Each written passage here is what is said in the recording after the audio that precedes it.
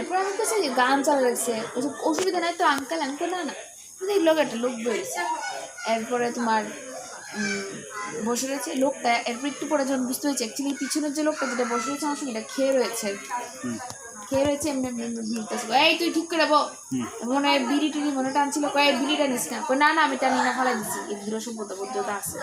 এরপর আমি একটু আগে বুঝতে পারলাম যে চালায় এই আঙ্কেলও খাই দিচ্ছে। এরপরে একটু পরে একটা মহিলা উঠছে, মহিলা উঠে না একটু সামনে দিদিটারে ভিতরের দিকে দিয়েছি, আমি বাইরে বসেছি। আমি তো আন্টি সামনে নেমেছে বলে এই কথা কইয়া আন্টিটারে ভিতরে দিয়েছি, আমি বাইরে বসেছি।